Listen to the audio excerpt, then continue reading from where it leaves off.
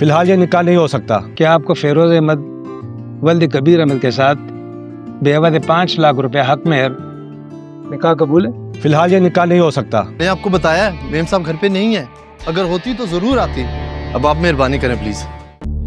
تو پھر کیسا لگا آپ کو میرا دھماکہ؟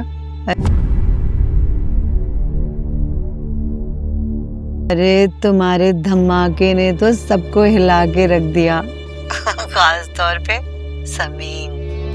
آخرکار زینیہ اپنے مقصد میں کامیاب ہو چکی ہیں اور اس نے فریال اور فیروز کی شادی رکوا لی ہے۔ وہ پہلے اپنی ماں سے بول چکی تھی کہ فریال اور فیروز کی شادی تو وہ کسی صورت میں بھی ہونے نہیں دے گی۔ اب جب فیروز اور فریال کا نکاح ہو رہا ہوگا تو اس دوران وہاں پر FIA والے آ جائیں گے اور اس نکاح کو رکوا کر فریال کو اپنے ساتھ لے جائیں گے، اور یہ اس لیے ہوگا کیونکہ زینیہ نے فریال کے اکاؤنٹ میں 1 کروڑ روپیہ بھیجا تھا، اور یہ سب کچھ اس نے اس لیے کیا تھا تاکہ FIA والے اسے پکڑ لے، اور بالکل سب کچھ ویسے ہی ہوا ہے۔